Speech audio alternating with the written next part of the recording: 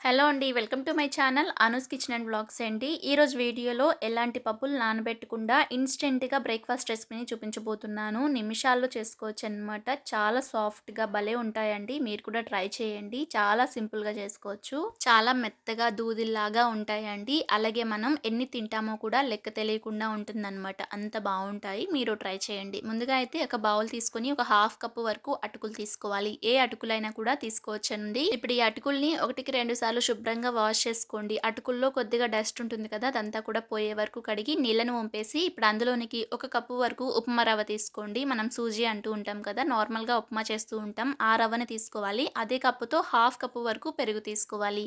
మనం ఇన్‌స్టంట్‌గా చేస్తున్నాం కాబట్టి కొద్దిగా పులిసిన పెరుగు తీసుకోండి. ఒకవేళ లేకపోతే నార్మల్‌గా ఫ్రెష్ పెరుగు కూడా తీసుకోవచ్చు. అలాగే ఇందులోనికి హాఫ్ కప్ వరకు వాటర్ కూడా వేసేసుకొని అంతా కలిసేటట్టు ఈ విధంగా బాగా మిక్స్ చేసిన తర్వాత ఇప్పుడు మూత పెట్టేసి ఒక 15 నిమిషాల పాటు పక్కన పెట్టుకోవాలి. 15 నిమిషాల తర్వాత చూస్తే గనక రవ్వ అలాగే అటుకులు కూడా చాలా మెత్తగా నానిపోతుందండి. ఈ విధంగా ఉంటుందన్నమాట. ఇప్పుడు దీని అంతటిని కూడా తీసుకొని ఒక మిక్సీ జార్‌లోనికి వేసేసి అవసరం అనిపిస్తే కొద్ది కొద్దిగా నీళ్ళని పోసుకుంటూ చాలా క్రీమీగా అలాగే సాఫ్ట్‌గా వచ్చేటట్టు ఈ విధంగా గ్రైండ్ చేసుకోవాలి. ఇలా మెత్తగా గ్రైండ్ చేసుకుని బ్యాటర్‌ని తీసుకొని ఒక బౌల్‌లోకి వేసుకొని ఇందులోనే రుచికి సరిపడా కొద్దిగా సాల్ట్‌ని వేసుకోండి. మనమైతే ఇన్‌స్టంట్‌గా చేస్తున్నాం కాబట్టి మనకి పిండి అనేది పులవలేదు కాబట్టి ఇందులోనికి నేనైతే ఒక ఈనో ప్యాకెట్ అయితే వేస్తున్నానండి. మీ దగ్గర ఈనో గనుక లేకపోతే ఒక టీ స్పూన్ వంట సోడాని లేకపోతే ఒక టీ స్పూన్ వరకు నిమ్మరసాన్ని కూడా వేసుకోవచ్చనమాట.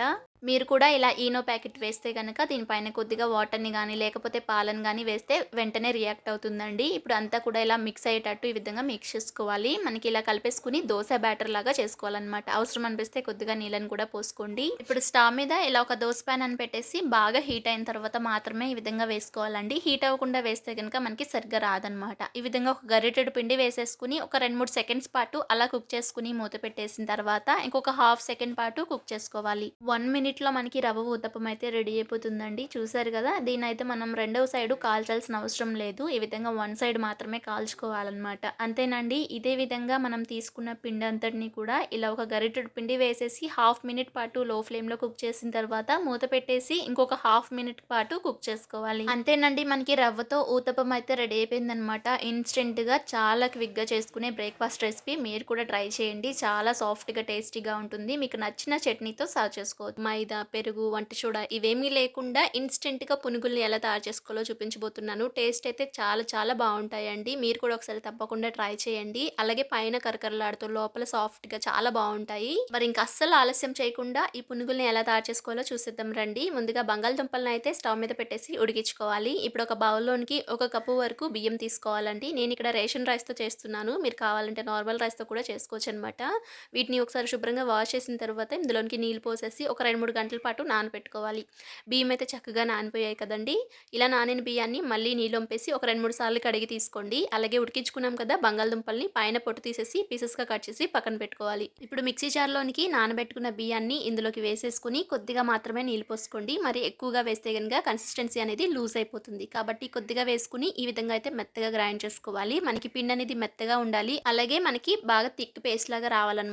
ఇప్పుడు ఒక గిన్నెలోనికి పిండినంతటిని కూడా వేసేసుకోండి. ఇప్పుడు అదే మిక్సీ జార్‌లోనికి ముందుగానే ఉడికించుకున్న బంగాళదుంపలు ఉన్నాయి కదా! వాటిని కూడా ఈ విధంగా చిన్న చిన్న పీసెస్‌గా కట్ చేసుకొని వేసుకోండి. ముందుగానే ఉడికించుకుంటే గనక మనకి త్వరగా చల్లారిపోతాయి. అలాగే మిక్సీ కూడా పాడవదు. ఇలా అయితే మనం వేసేసుకొని కొద్దిగా వాటర్ కూడా వేసి బాగా పేస్ట్ లాగా చేసుకోవాలి. ఆలూని కూడా ఈ విధంగా బాగా పేస్ట్ చేసిన తర్వాత ఇప్పుడు ముందుగానే గ్రైండ్ చేసుకున్న ఈ బియ్య పిండిలోనికి ఆలూ పేస్ట్ కూడా వేసేసుకోండి. ఇలా వేసిన తర్వాత ఇందులోనే రుచికి సరిపడా ఉప్పును కూడా వేసుకొని బాగా మిక్స్ చేస్తూ ఉండాలి. ఈ విధంగా కలిపితే గనక మనకి పునుగులనేవి చాలా బా వస్తాయండి. పిండినైతే ఒక 5 నిమిషాల పాటు బాగా ఈ విధంగా కలిపితే గనక మనకి పునుగులు చాలా బా వస్తాయండి. ఇలా ఒక 5 నిమిషాల పాటు బాగా కలుపుకోవాలి. కన్సిస్టెన్సీ అనేది ఈ విధంగా ఉండాలనమాట. మరీ లూజ్‌గా ఉంటే గనక పునుగులు సరిగ్గా రావండి. ఇప్పుడు ఒక 10 నిమిషాల పాటు పిండిని పక్కన పెట్టుకొని నానబెట్టుకోవాలి. ఒక 10 నిమిషాల తర్వాత డీప్ ఫ్రైకి సరిపడా ఆయిల్ పెట్టేసి ఆయిల్ బాగా హీట్ చేసుకోవాలి. 10 నిమిషాల తర్వాత కొద్దిగా జీలకర్ర వేసుకోండి. మీకు నచ్చితే ఉల్లిపాయలు, పచ్చిమిరపకాయలు కూడా వేసుకోవచ్చండి. ఇప్పుడు మొత్తాన్ని కూడా బాగా మిక్స్ చేసుకోవాలనమాట.